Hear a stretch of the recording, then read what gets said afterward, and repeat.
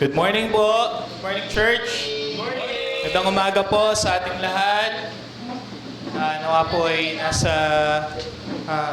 kayo po ay, nawa po ay katabi nyo yung favorite nyong katabi. May effects yung boses ko, ate. Parang may effects sa ate. Alright. So, ngayon, magandang umaga po. Good morning, mga kuya. Good morning. Good morning din po sa mga nanonood sa ating live. Batiin naman natin sila. Hello, live. Good morning. Good morning.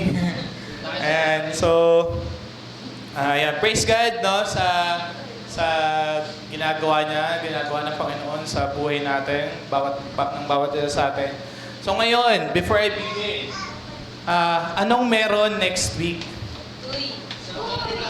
Anong meron next week? Anong meron sa Sabado?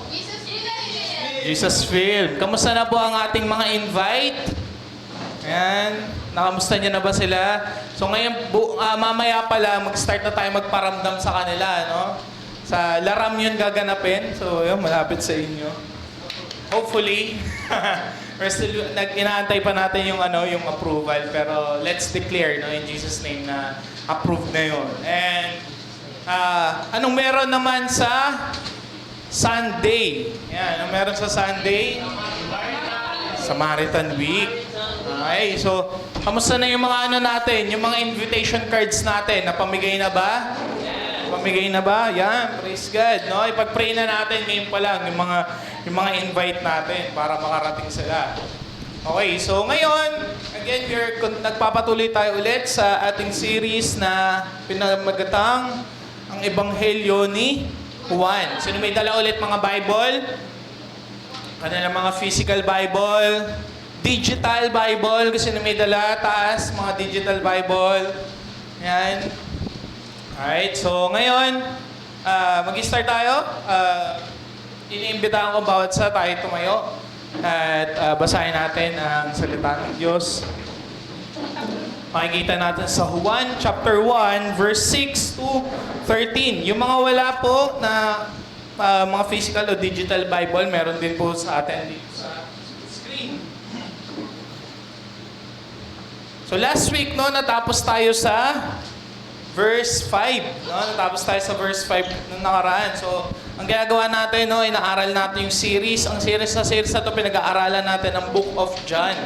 No, hinihimay-himay natin siya.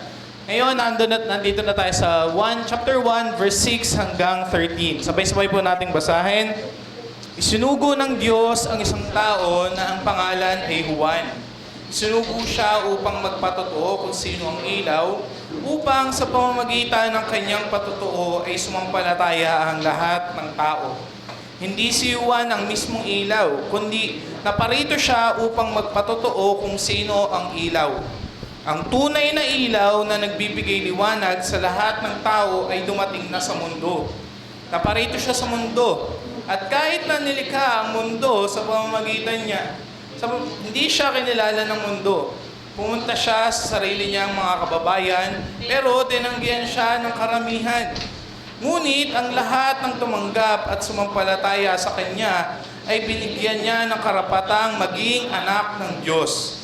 Last verse, naging anak sila ng Diyos, hindi sa pamamagitan ng pisikal na pagkasilang o dahil sa kagustuhan ng tao, kundi dahil sa kalooban ng Diyos. Amen. Praise God. Let's pray. Father God, malapit po kami, Lord, sa inyong banal na trono ngayong umaga na to. Dalangin po namin, Panginoon, na ikaw po yung mangusap sa bawat isa sa amin. Ikaw po ang gamitin mo lamang po ako bilang tagapagsalita, Panginoon, yung mga nais nyo pong iparating na mensahe sa iyong mga minamahal ng mga kasama ko po dito, mga kapatid ko na inyong minamahal, Panginoon. Ay nawa po yun yung mapag-usapan namin. And God, yung mga ayaw nyo po, Lord, na sabihin ko, Lord, pigilan nyo po ang aking mga labi pa at para hindi na po yung lumabas sa mga labi ko. At Lord, ganun din po sa mga kapatid ko na nandito. Dalangin ko po, Panginoon, na ang kanilang mga tenga, kanilang mga mata ay buksan mo, Lord, para basahin nila ang salita mo. Kanilang mga tenga ay maging bukas sa pakikinig sa salita mo. Kanilang mga puso ay bukas para magbabago sa salita mo, Panginoon. At Lord, dalangin po namin, God, na hindi lamang po kami mas tatalino, hindi lang madadagdagan yung kaalaman namin, Panginoon, kundi mababago din, Lord, yung aming pagkatao sa pamamagitan ng salita mo, Panginoon. Maraming salamat po. Purihin ka po at sambahin. Ito po ang aming samot dalangin sa pangalan ni Jesus. Amen. Amen. Sige po, makaupo na po kayo. May be seated.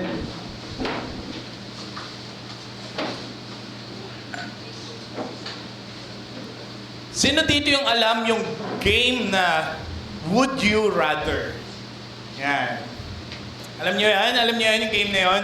Would You Rather. So gagawin natin yun ngayon. Sinong alam yung game na Would You Rather? Konti lang. Sino yung hindi alam yung game na Would You Rather? Medyo madami. Sino yung hindi sumasagot kapag tinatanong?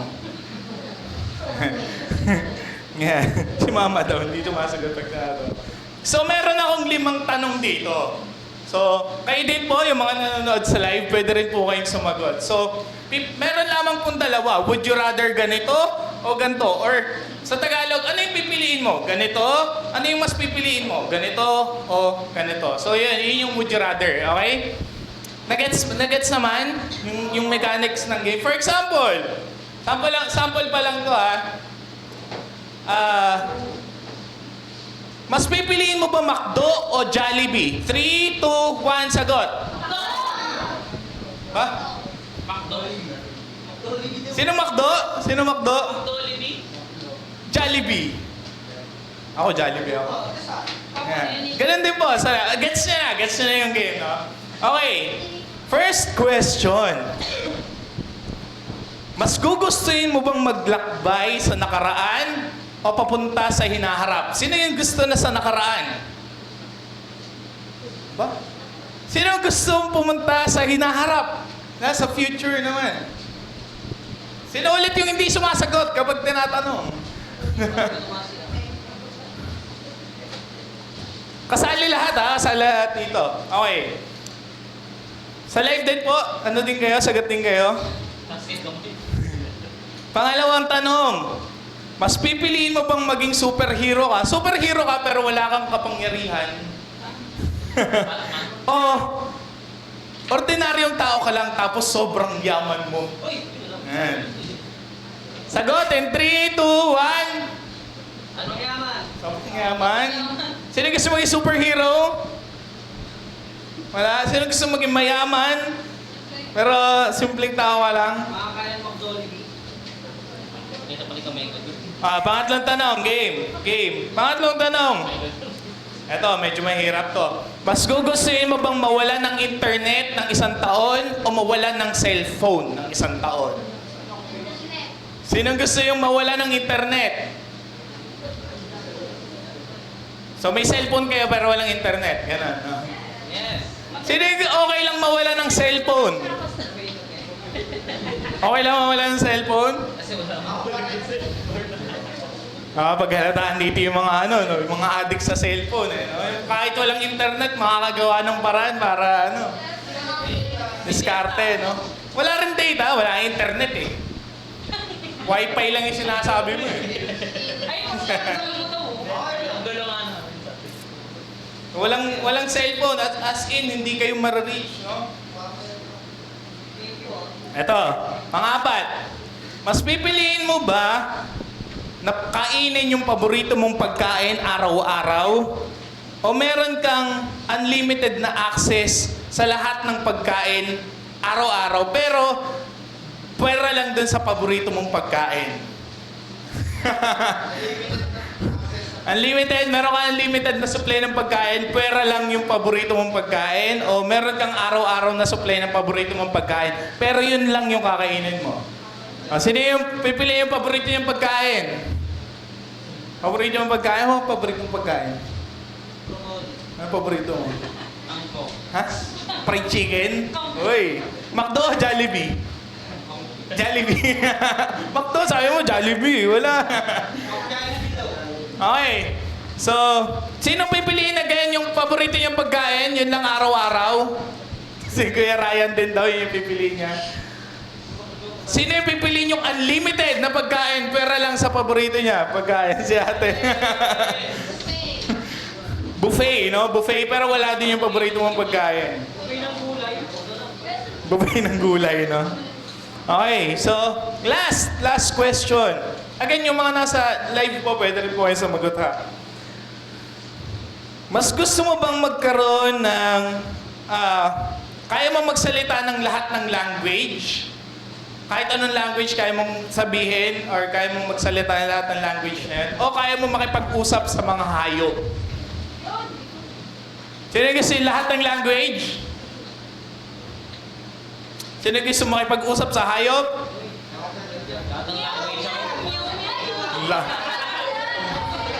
Last ang trip nyo nun. Imagine nyo nakikipag-usap kayo sa hayop, pero kayo lang nung hayop yung nagkakaintindihan. Hindi naririnig, hindi alam ng mga tao sa paligid nyo yung yung pinag-uusapan nyo. Ang weird nyo nun.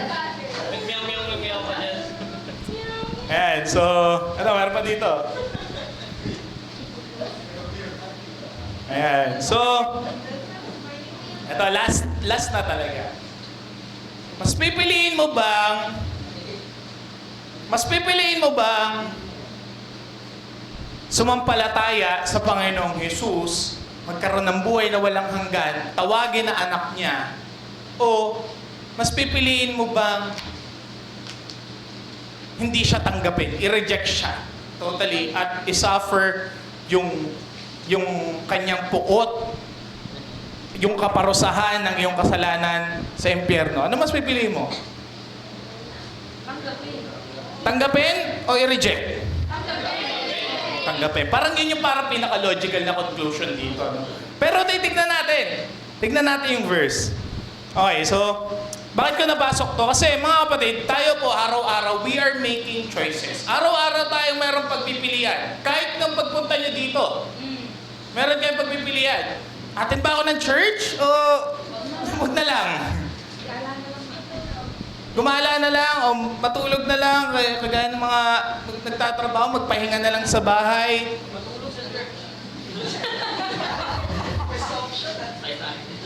Or, marami tayong pagpipilian araw-araw, mapamaliit o malaking desisyon yan. Mapasa kung ano yung kakainin natin, ano yung susuot. Kahit nga yung isusuot natin ngayon, nagkaroon tayo, ano kaya yung susuot ko ngayong araw na to? Tama? Every day, we are making choices. Araw-araw po tayong may pamimilian. Araw-araw, we are faced with a decision. So, and I hope and I pray, no, na magbawat isa po sa atin, sana we are making kung ano yung tama at makatarungan desisyon. Yung pinaka-nagbe-make sense, pinaka-logical na decision. Okay, so maliit o malaki man yan, we are making choices every day.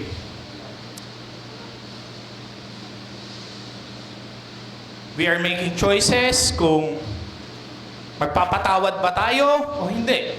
Tama? Gumagawa decision natin kung magsasapatos tayo o hindi. Decision natin kung ang point ko lang naman dito ay araw-araw we are making decision.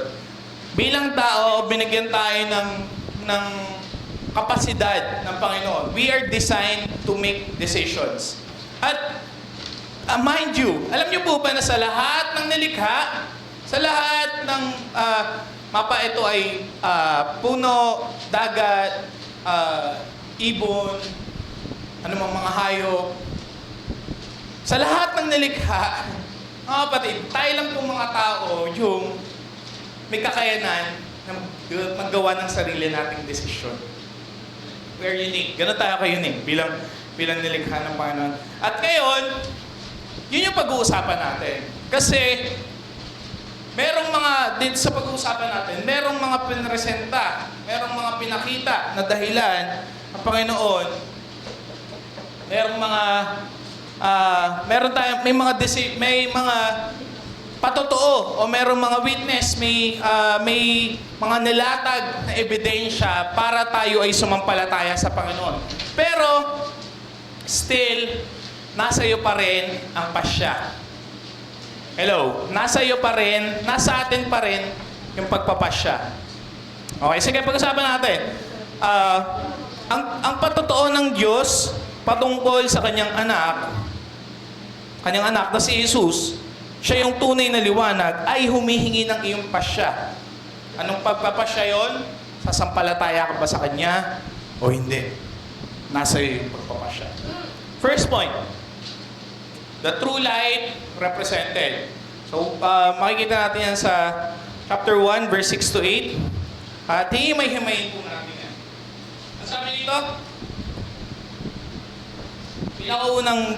pinakaunang point dito ay isinugo ng Diyos. Doon muna tayo. So, this time, we are naalala niya last week, di ba? Pinag-usapan natin, ang inintroduce si Jesus, siya yung salita. Siya yung nandun mula pa nung una. Siya yung salita na kasama ng Diyos pasimula at siya yung salita. Siya din ay Diyos. Okay? Pero this time, merong inintroduce si Apostol Juan o si Saint John na panibagong character. Sino to? John din yung pangalan. No? For some reason, magkatukayo sila. Pero magkaibang tao to. Tinutukoy dito ay si John the Baptist. O si Juan na taga-bautis, na nagbabautismo. At sabi dito, paano siya unang pinakilala? Sinugo siya ng Diyos. For context lang, no, para maunawaan natin, bago dumating si John, mas matanda pala si John kaysa kay Jesus. Magpinsan sila at mas matanda si John sa kanya ng buwan. At yun ay for a specific reason, dahil isinugo siya ng Diyos para sa isang napaka-importanteng papel sa buhay at sa ministeryo ni Jesus. Sinugo siya ng Diyos. So, for 400 years, dati, nung Old Testament, mula sa last na book ng Bible, which is Malachi, merong 400 years na pagitan na hindi nangungusap ang Panginoon sa Israel. They're waiting. Naghahantay sila. Kailan kaya dadating yung Messiah? So alam na nila yun. Meron ng anticipation sa puso nila na sana palayain na tayo. Sana dumating na yung Messiah para tayo ay mapalaya na mula sa pagkakaalipin natin sa mga Romano. Yun yung inaantay nila. This time, si John the Baptist ay isinugo siya ng Diyos. Ano ibig sabihin? Kapag sinabing isinugo siya ng Diyos, pinadala siya ng Diyos, ibig sabihin, wala siyang sarili niyang authority. Yung kapangyarihan na meron sa kanya ay pinahiram lang sa kanya ng Diyos for a specific purpose. Okay? So, at yung term na yun, kapag napansin niyo po, yung term na na isinugo siya ng Diyos, this makes him equal with Moses. Kasi pag tinignan niyo po sa Exodus chapter 3, verse 10 to 15, ayun din po yung sabi dito. Exodus chapter 3, verses 10 to 15.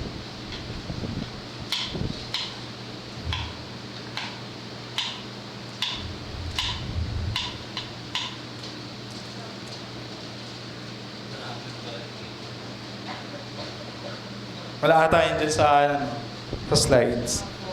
Okay.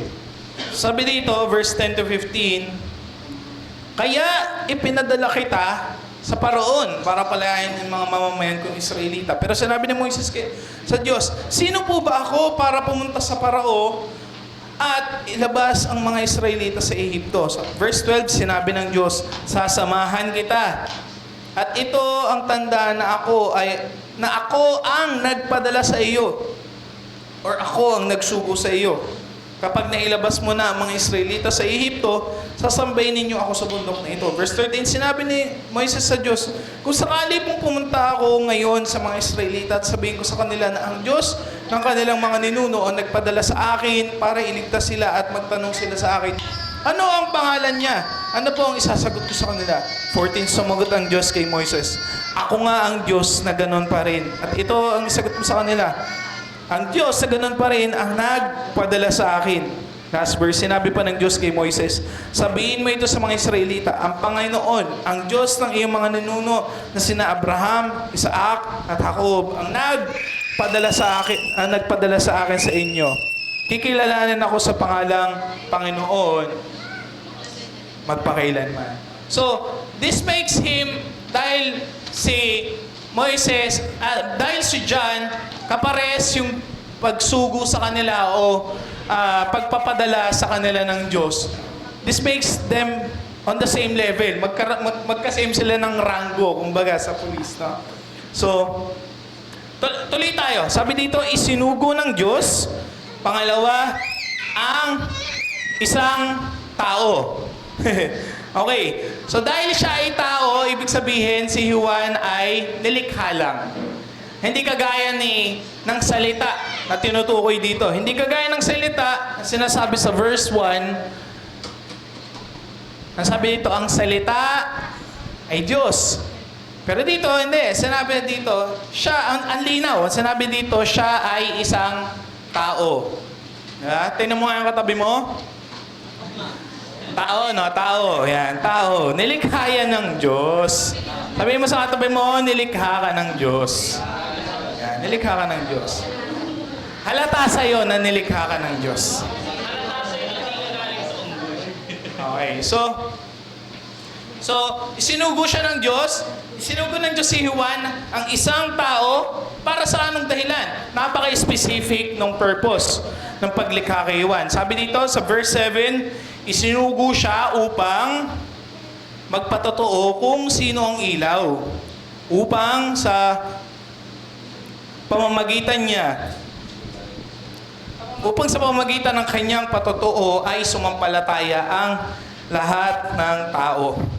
Okay, so ano daw yung purpose ni Juan? Bakit siya ipinadala ng Diyos? Una, tuloy muna natin yung sa verse 8. Sabi dito, hindi si Juan ang mismong ilaw, kundi naparito siya upang magpatotoo kung sino ang ilaw. Okay, patotoo lang siya. Hindi siya mismo yung ilaw. Okay, so kumbaga, ito, alam naman natin to, na ang buwan, wala siyang sariling liwanag. Tama po? Ang buwan, kaya nagliliwanag ang buwan sa gabi, ito ay reflection lang ng araw. So, nagbabounce lang siya, kaya siya may sarili. Same goes with John. Ganon din po si John the Baptist. So, sabi dito, hindi siya ang ilaw. So, ang trabaho niya ay magpatotoo kung sino ang ilaw. O, again, ano ba yung tinutukoy dito? Pag sinabing ilaw, bakit kailangan ng ilaw? Kasi madilim. So, kaya pinadala si John para magsilbing refleksyon o magsilbing patotoo kung sino ang ilaw. Dahil ang mundo na madilim ay nangangailangan ng liwanag. Nangangailangan ng ilaw. Tama si Kuya. Ano ibig sabihin nun? Tayo na nasa kadiliman, we need freedom. Kailangan tayong mapalaya mula sa spiritual darkness. At ang kaya lang gumawa nun ay tanging yung totoong ilaw. Okay? So, hindi lamang po yun. Kagaya ni John, ang bawat isa po sa atin ay tinawag para magpatotoo patungkol sa ilaw. Magpatotoo patungkol kay Jesus. Ngayon, this is pag sinabing patotoo, o witness, saksi. Ito po ay, saan kadalasan ginagamit to? Kadalasan, ginagamit yung term na to sa courtroom o sa mga hearing, sa husgado. So, kailangan ng may magpapatotoo. So, ang isang witness o ang isang saksi, ano yung katangian ng isang saksi? Una, tatlo lang po to. Una, ang katangian ng isang saksi, ibig sabihin, magiging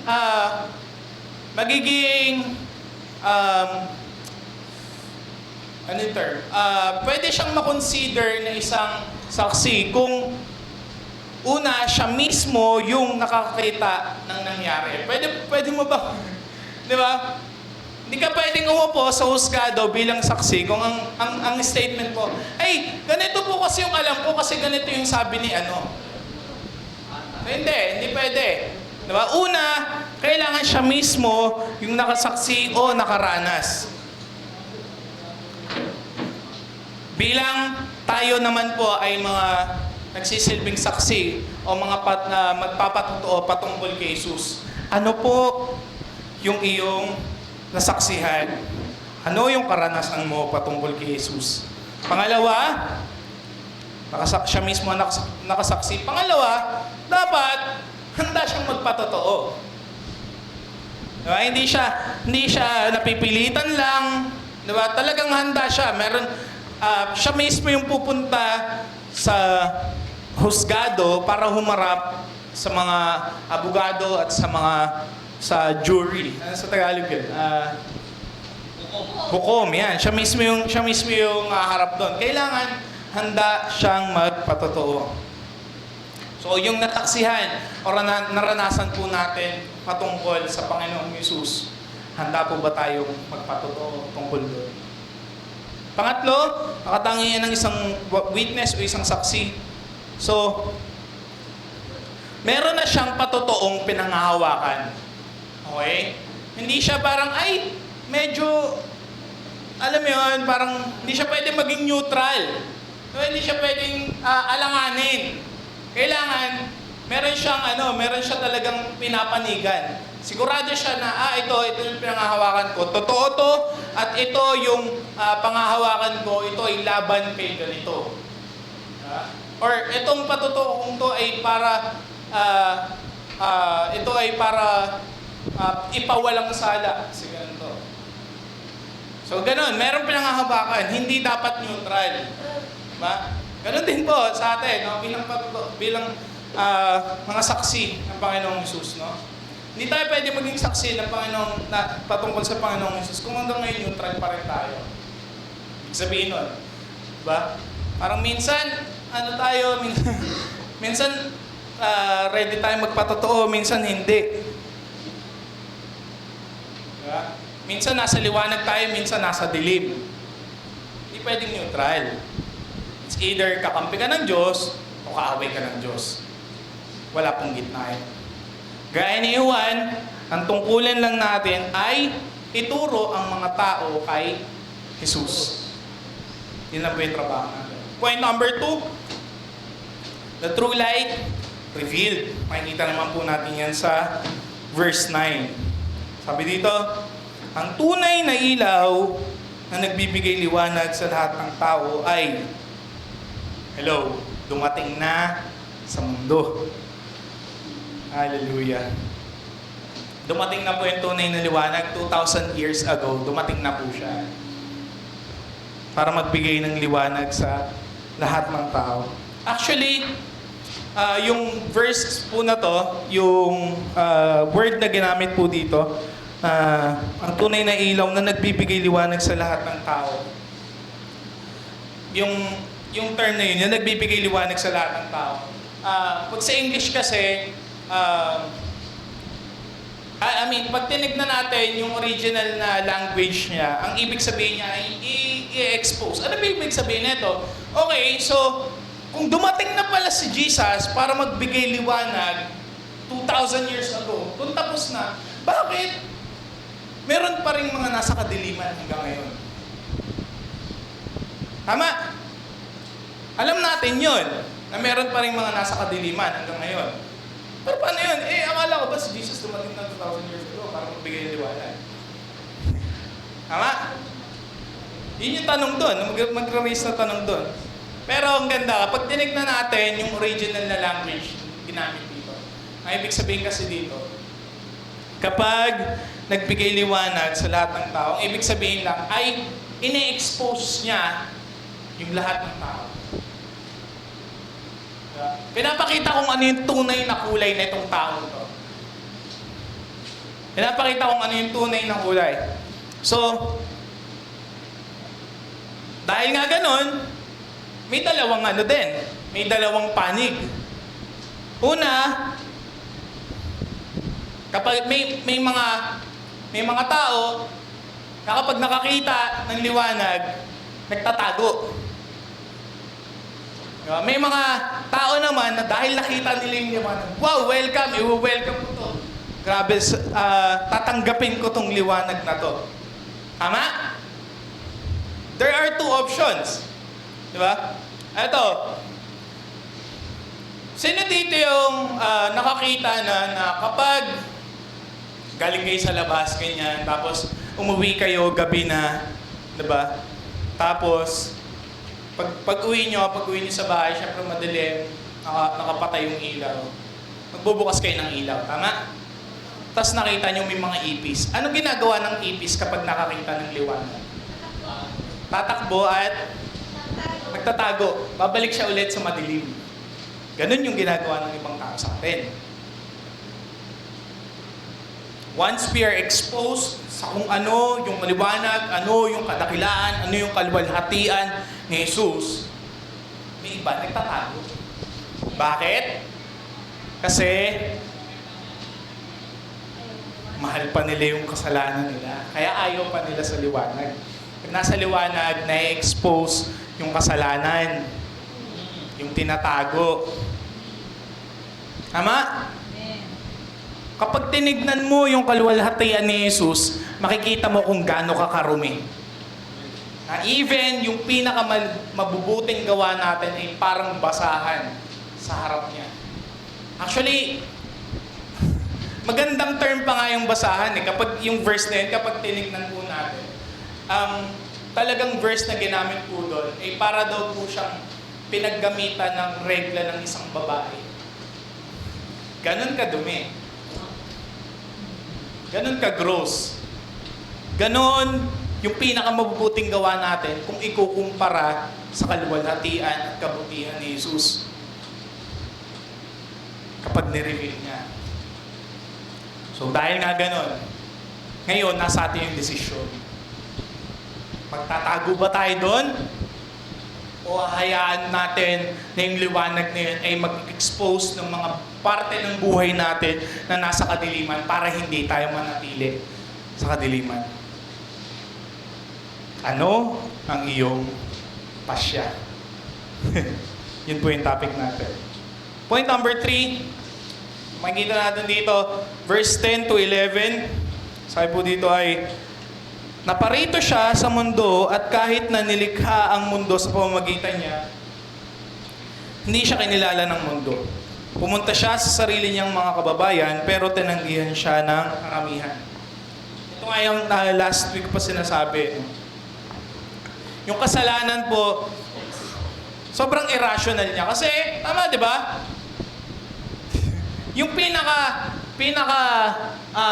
logical. Kung alam mo na si Jesus ay matuwid, si Jesus ay punong-puno ng kadakilaan, ng kaluwalhatian, at hindi siya pwedeng mabahira ng kasalanan.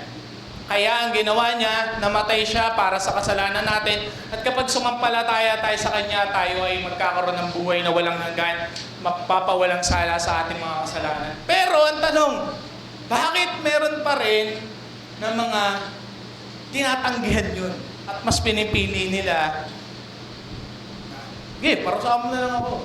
Hindi ako na lang malabas sa'yo. Kasi nga, yung kasalanan po, sobrang irrational niya. At yun yung makikita natin dito. Sabi dito, sa verse 10, naparito siya sa mundo. So again, pag binasa niyo pa lang itong passage na pinag-uusapan natin, ilang beses inulit yung word na mundo di ba? So, at ano yan, recurring theme yan.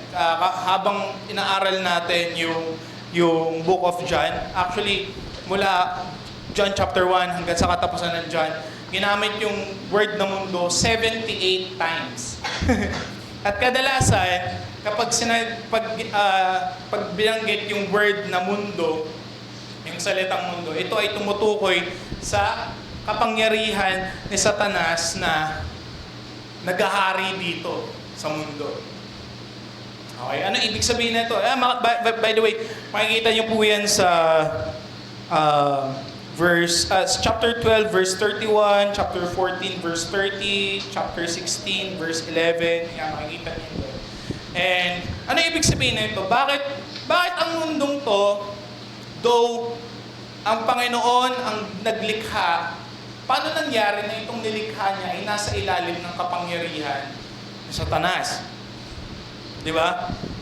Ano yung mga patunay na makikita natin doon? Kasi makikita nyo na nasa ilalim to ng kapangyarihan ni Satanas. Kasi ito ay hostile o matagal ng hostile. Ayaw na ito kay Jesus at sa mga sumusunod kay Jesus. Diba? Gagawin ng lahat, gagawin ng mundo ang lahat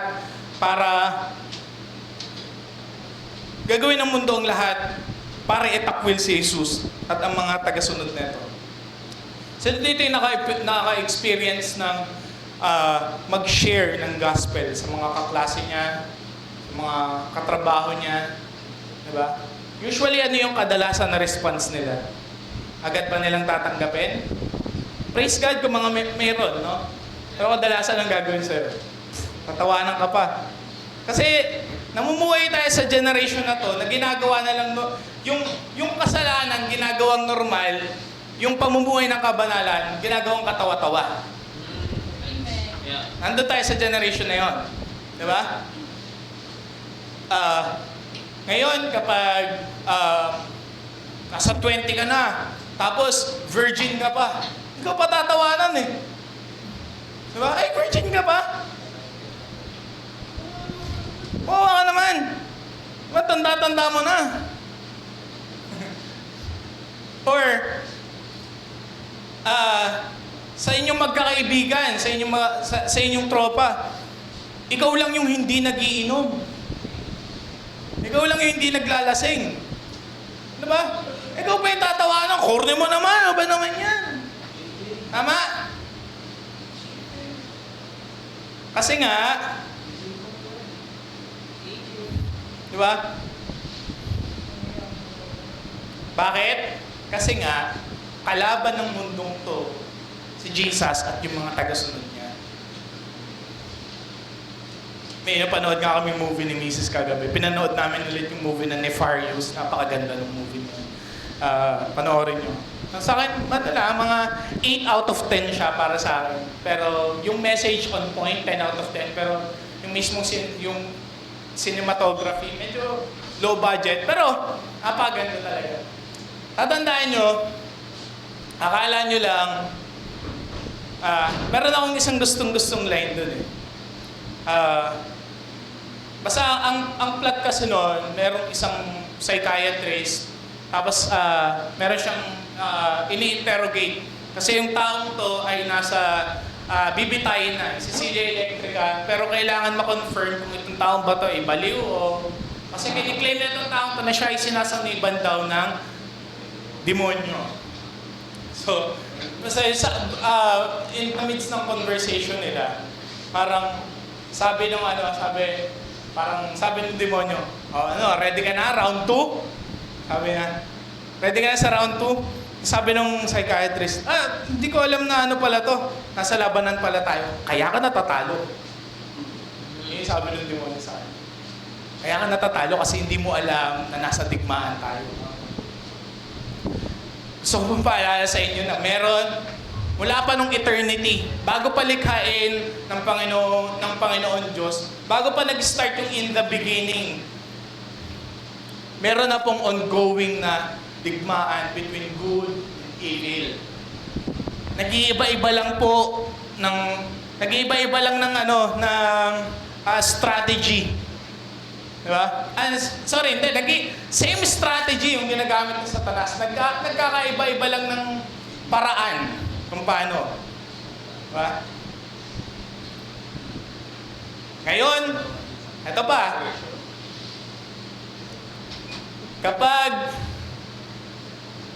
Kapag sa isang tao, kapag sinabi mo kung ano yung talagang gender niya, kapag sinabi mo, lalaki ka, di ba? Ikaw pa yung tatawanan. Ikaw pa yung masama. Di ba? Kasi, I identify as a woman. Judgmental ka. Para sa akin, babae ako. Feeling ko, yung nararamdaman ko, babae ako. Ano yung nasa mo? Ano yung nasa birth certificate mo? Di ba? Ikaw pa yung tatawanan. Ikaw pa yung masama. Kasi nga, doon tayo namumuhay sa generation na to. Nasa ilalim ng kapangyarihan ni Satan. So, ito yung actually, si Jesus na rin mismo nagsabi natin. Tignan niyo yung John chapter 16, verse 20. Sabi doon, kaya galit yung mundo na to sa atin, ng mga sumusunod kay Jesus. Kasi, kaya galit yung mundo na to sa mga sumusunod kay Jesus. Kasi nga, ang unang galit sila kay Jesus talaga. So, sa ating mga sumusunod sa Kanya, kaya galit, wag na tayo magtaka. Huwag na tayo magtaka kapag tinawanan tayo, kapag inalipusta tayo dahil sa pagsunod natin kay Jesus. And ito, on a side note din, si Satanas po, hindi yan nanginginig kapag tayo ay umaattend ng church. Wow, sige, okay yan, attend ka lang ng church. Maganda yan, attend ka lang ng church. Hindi yan nanginginig kapag nagbasa ka ng Bible. Sige lang, basa ka lang ng Bible. Alam niyo kung saan manginginig si Satanas? Pag nag-umpisa na tayo, na isinabuhay na natin yung mga natututunan natin.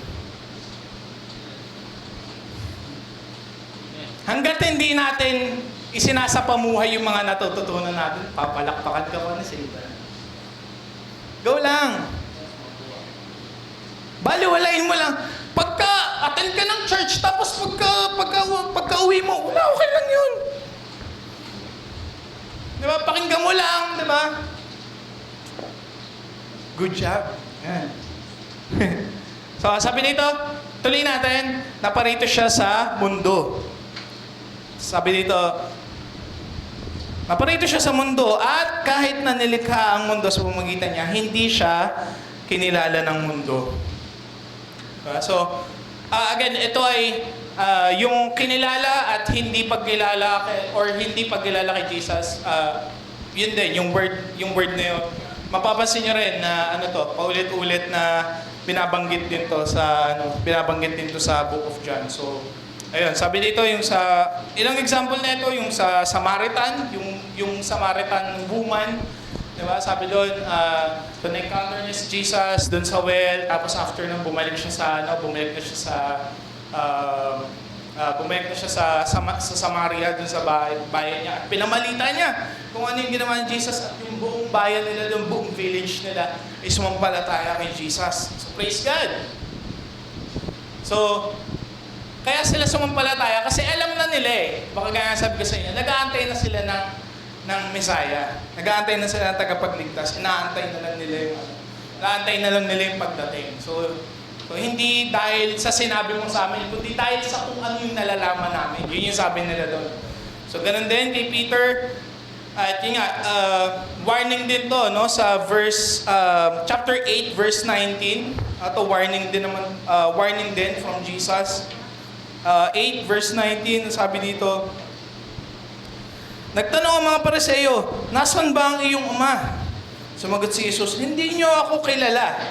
Take note, kilala o ang aking ama. Kung kilala, sana ninyo ako, makikilala nyo rin ang aking ama. Okay, so, alam mo yun, recurring theme siya. So again, bakit hindi kinilala? Bakit hindi nila kinilala si Jesus dati nung time ni Jesus? At bakit hanggang ngayon hindi pa rin kinikilala ng mundo si Jesus?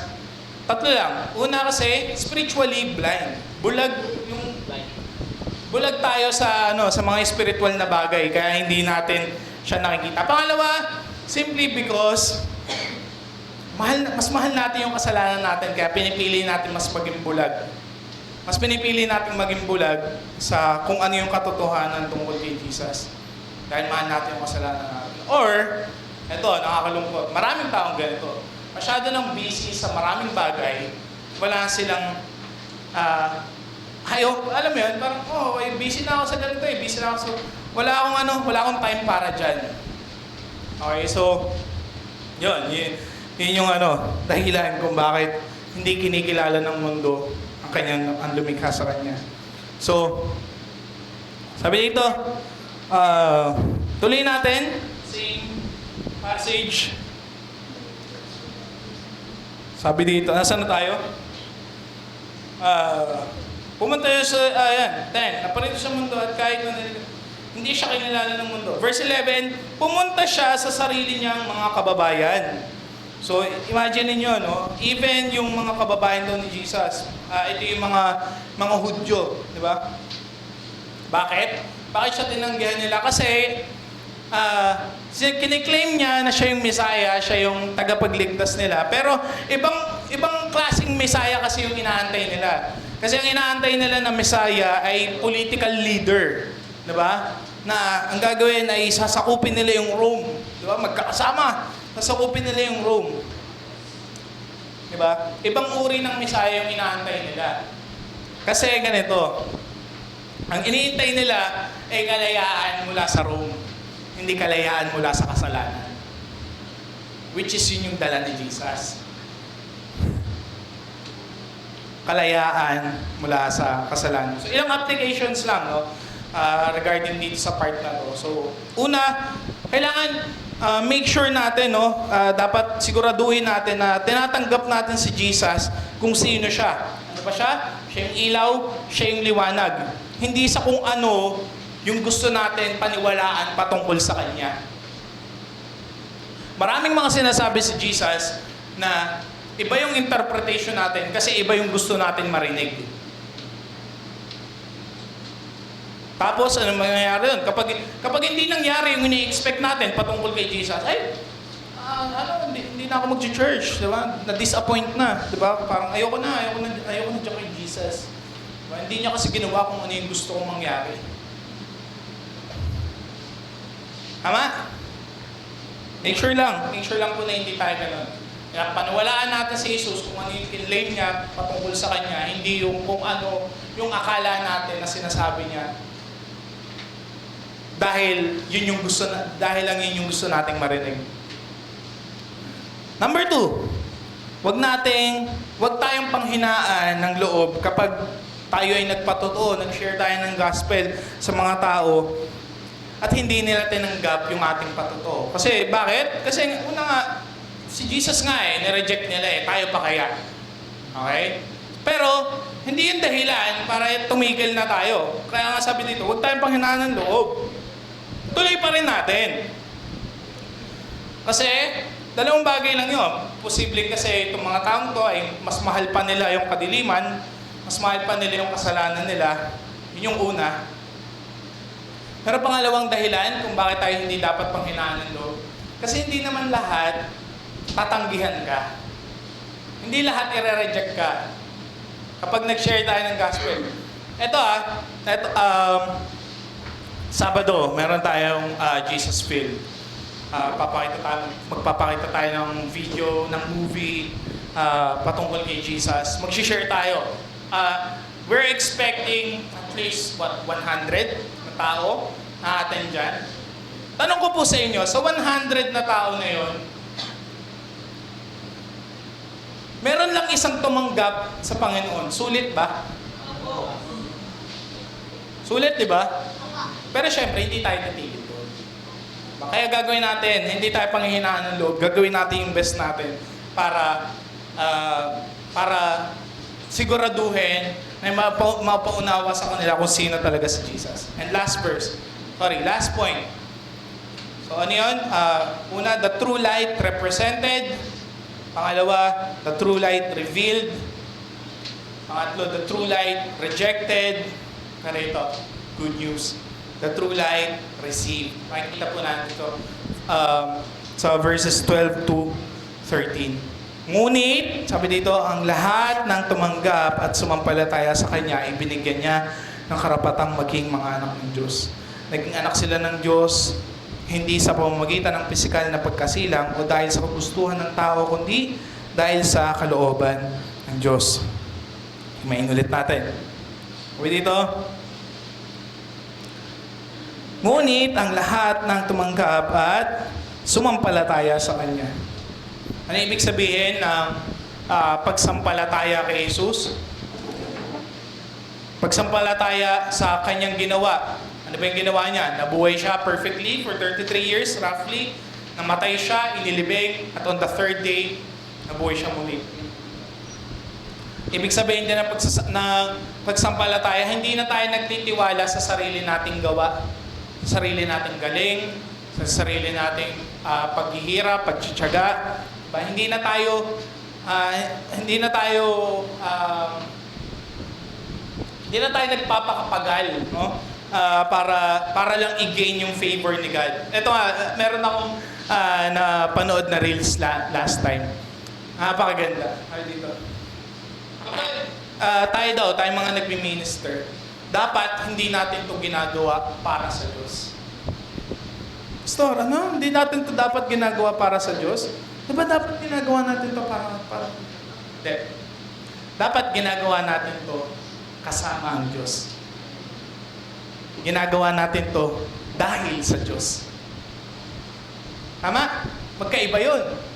Magkaiba yung ginagawa natin to para sa Diyos sa ginagawa natin to dahil sa Diyos. Dahil sa ginawa niya para sa atin. Kaya natin ginagalingan sa school, kaya natin ginagalingan sa ating mga trabaho, kaya natin pinapakita na iba tayo sa mga nakakasama natin. Hindi dahil we're trying to earn God's favor, kundi dahil may ginawa na ang Diyos sa mga buhay natin. Amen po ba? Hindi sa sarili nating gawa.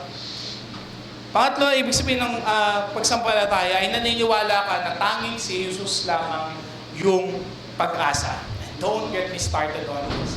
Medyo hot topic to ngayon. Pero we believe as Christians, according sa Bible, na ang tanging pag-asa lang natin para maayos yung relasyon natin sa Diyos ay tanging si Jesus lamang. Diba? Ibig sabihin ng sumasampalataya, ito, na pag-usapan din namin ito kahapon. Ang pagsampalataya po, tatlo po yan. Una, kailangan tama yung pananampalataya mo. Tama yung kaalaman na nalaman mo. Pangalawa, dapat naniniwala ka. At pangatlo, dapat sumusunod tayo. May mga tao na alam lang nila. Ang mga demonyo, alam nila kung ano yung dapat paniwalaan. Pero hindi nila ginagawa. Hindi sila naniniwala. Ito, problema to sa atin, mga Pinoy. Kapag sinabi mo, naniniwala ka ba sa Diyos? Oo naman, naniniwala ako sa Diyos. Kahit nga yung mga nasa kulungan, sa bilibid, pag tinanong mo kung naniniwala sa Diyos, sabi, oo, naniniwala ako sa Diyos. Ang tanong, tama ba yung paniniwala mo patungkol sa Diyos?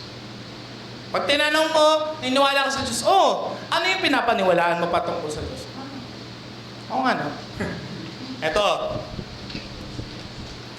Ano yung una? Kailangan tama yung pagkakaunawa mo. Pangalawa, kailangan naniniwala ka. Pangatlo, kailangan sumusunod ka. Dito tayo sa pulahan.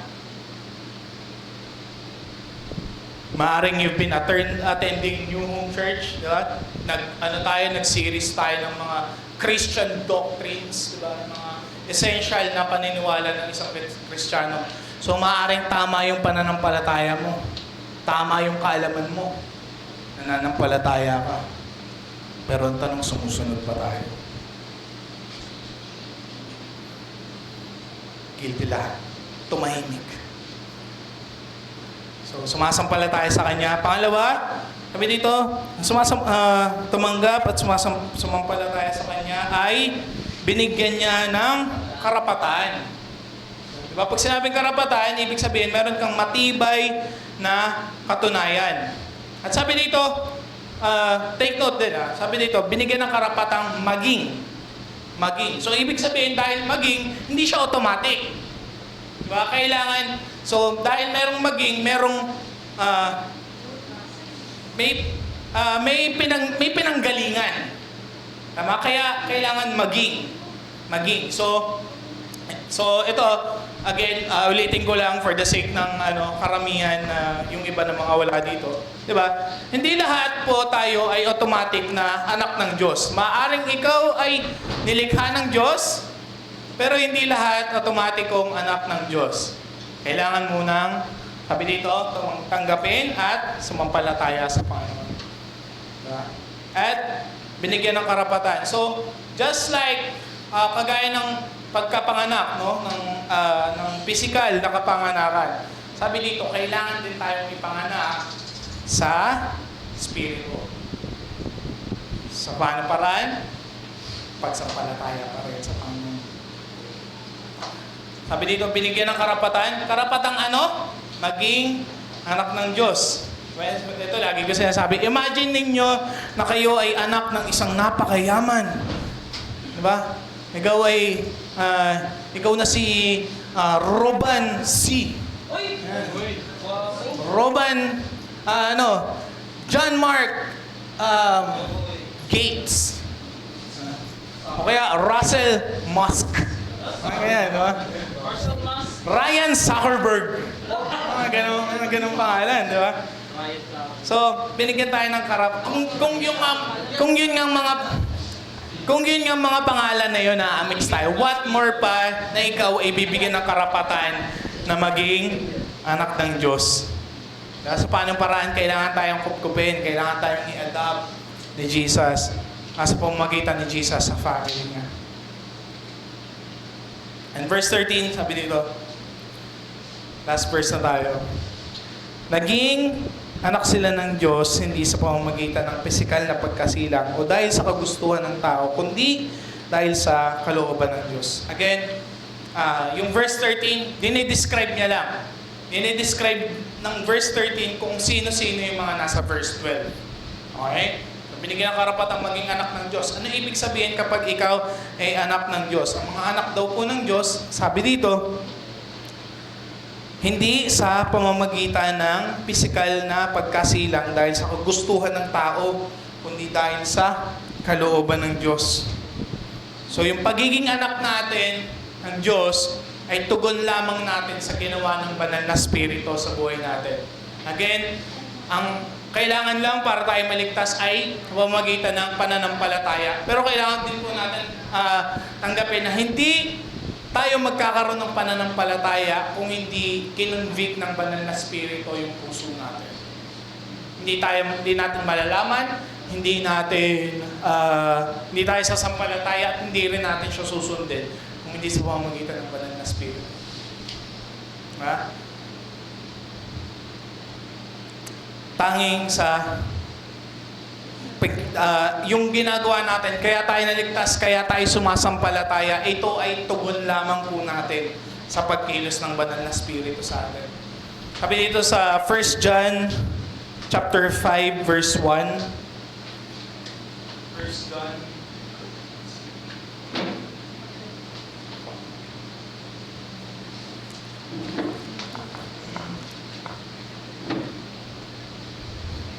ang sino mang sumasampalataya na si Jesus ang Kristo ay anak ng Diyos, at ang sino mang umiibig sa Ama ay umiibig din sa kanyang anak. Ngayon, ibig sabihin lang, hindi tayo sumasampalataya para tayo ay mapanganak muli. Yung ating muling pagkapanganak ay resulta yon ng pagkilos ng banal na spirito sa atin. Pruweba yon. Kaya tayo sumasampalataya, ito ay pruweba na binigyan tayo ng panibagong puso. Diba? Yung puso natin ay binigyan na tayo ng panibagong puso. Ngayon, as we close,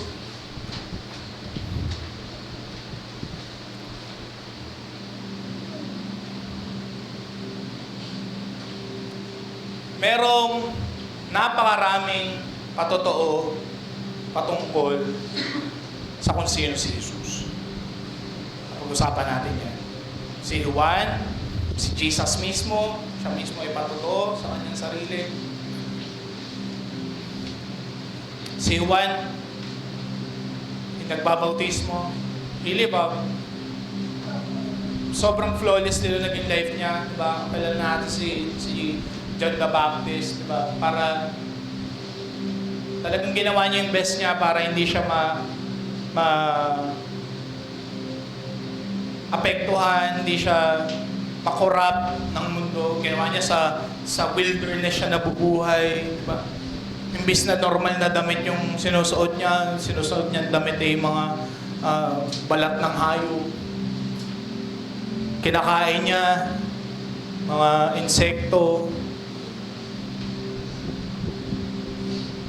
So, ibig sabihin, credible siya bilang isang witness.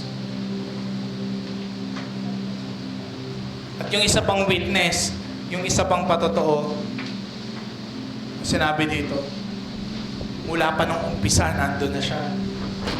Kasama siya ng Diyos sa paglikha. Ang lahat ay nalikha sa pamamagitan niya. Merong sapat na patotoo. Pero ang tanong, pipiliin mo ba na sumampalataya? O pipiliin mo pa rin na tumalikod? Ngayon yun po yung pag-uusapan natin.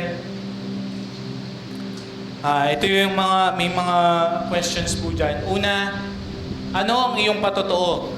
Ibahagi mo yung karanasan mo kung paano mo na-encounter si Jesus. Pangalawa, paano ka tumutugon kapag dinadala sa liwanag yung mga kasalanan mo? Nagtatago ka ba? O hinahayag mo yung kasalanan? Pangatlo, kanino mo nais ibahagi ang iyong patotoo ngayong linggong to?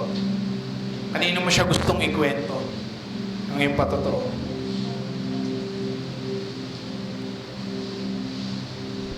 Okay po, tayo po tayo.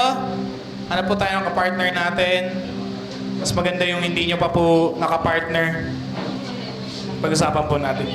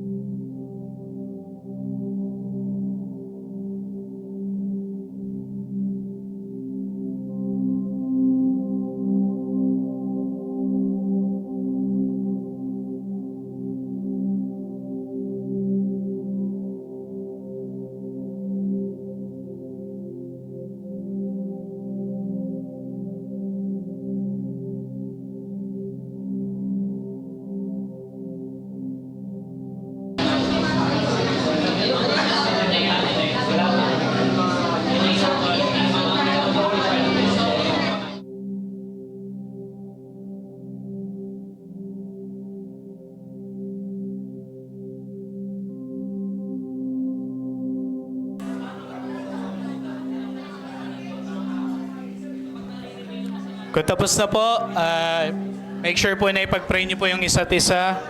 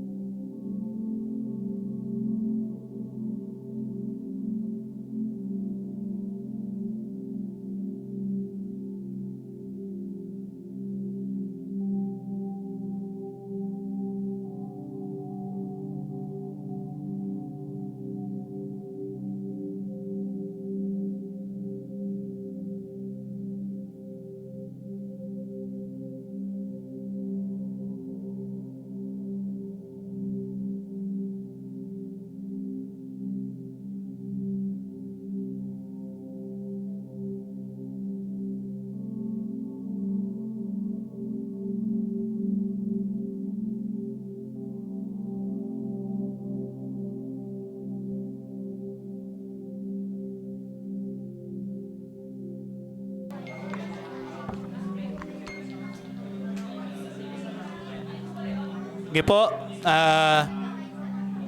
Pwede nyo po ituloy mamaya after ng service kung gusto nyo pa pong usap o gusto nyo pa po ipag-pray yung isa't isa. Pero for now, iimbitahan ko po ang bawat isa. Tayo po ay tumayo. Tayo po ay mananalangin.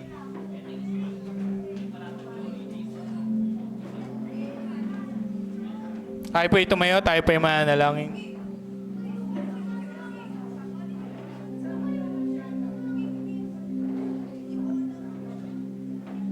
Let's pray.